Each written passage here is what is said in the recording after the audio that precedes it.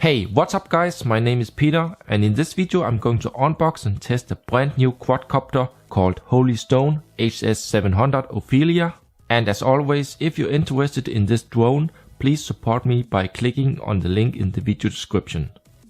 But first things first, let's start out with the unboxing. It comes in this huge box, which indicate that it uses brushless motors and 2.4 and 5 GHz communication. On the left side we see the included sport camera mount and 1080p Wi-Fi camera with 120-degree FOV.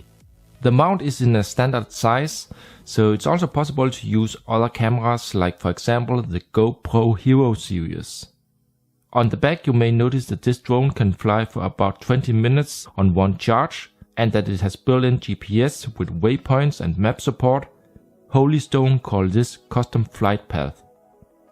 And on the last side you see the remote control, which also has a small monochrome status display. In the bottom we find the CE logo and some warning info. So that's it for the info on the box. Now let's have a closer look at the remote control. In the center we have the on-off switch and below a small status display that also can show a low power alarm. It supports quick launch, altitude hold, follow me, GPS, return to home, auto return and more. HS700 can always fly back to the takeoff point whenever it runs out of power or loses connection. Or even if you accidentally fly it out of Wi-Fi range, which is close to 400 meters. In the top there's a mount for your smartphone, which also can be adjusted. The remote uses 4 AA batteries, which are not included. The control sticks are easy to use and they can even be replaced. These two buttons here have no function and are only dummies, while these two lower buttons do work and are for GPS and headless mode. Then we have a quick start guide and detailed instructions, which you will need to read if you want to calibrate the drone correct. Stone also included a small notebook, which you can see here. Not so important, but still nice. Next up, let's check the charger setup, which consists of a USB cable that you just connect to a standard phone charger, a small control box with 2 LEDs and a special mount for the battery. So first I here now connect it to a USB charger. One LED will turn red. Then you mount the battery like this. And a second LED will begin to flash in green. If not, then something is not connected correct. After about 5 hours, the 2800 mAh battery will be full and the green LED will stop flashing and be solid green. I have just charged it overnight, which seems to be okay. A little bit of overcharging is no problem. Then there's also a small battery fireproof safety bag included. There are extra propellers included, so besides the 4 on the drone, you get 4 extra and some tools. Here you now see a motor close up. This is a so-called brushless motor. A brushless motor lasts longer and is more powerful for its weight than a normal brushed motor, and this drone can reach a speed of 25 km per hour. The propellers can be attached without use of any tools. The manufacturer calls this quick release propellers. The included camera is in 1080p and works via the remote and app. It is very simple. On the side we just have a micro SD card slot and micro USB port that connects to the drone, and it comes with a pre-installed 8 GB micro SD from the beginning. Before you start to record, you should remember to remove this lens cover.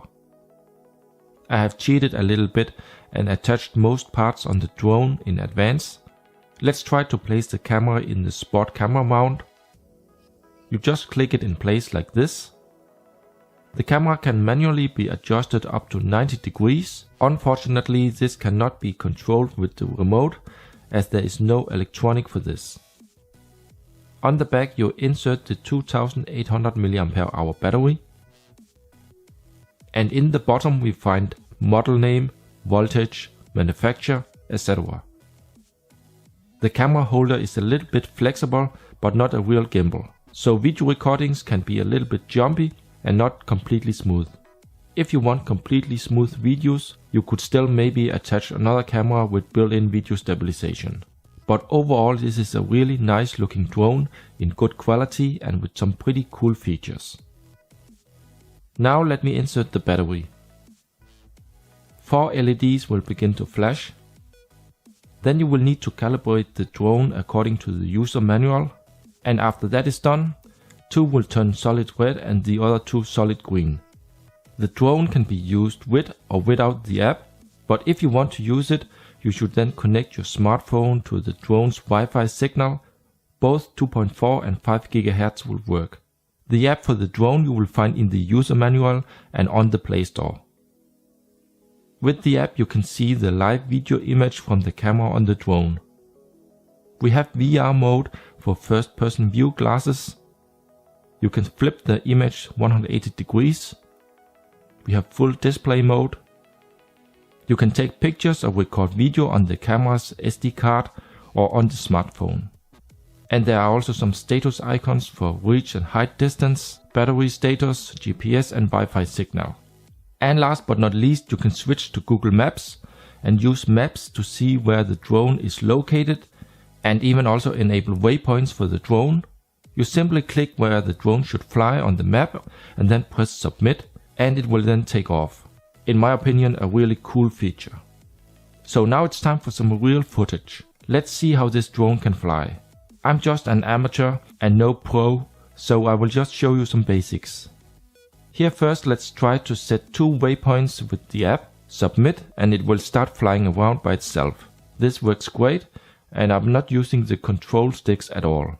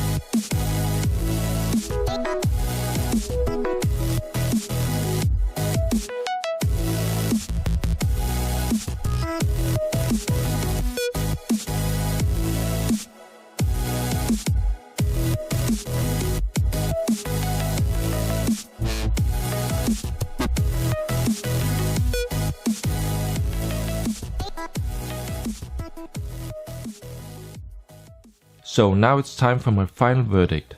The Stone HS700 Ophelia is an awesome drone, and I had a lot of fun testing it. The design is cool and it is very stable. Has a lot of advanced features which all works good. And the price for a drone with brushless motors and 20 minutes of flight is very nice. The camera records in a good quality, it flies great, it was easy to assemble and the controls are nice to use. The only real bad thing I can say about this drone is that the battery takes a long time to charge, and I would wish that the camera had some kind of electronic video stabilization. Other than that, it is super. So overall I can recommend this drone for both beginners and professionals. So if you have any questions, feel free to leave a comment below. Drop a like if you enjoyed the video and subscribe for more. Thank you for watching this video, and I hope to see you in my next one.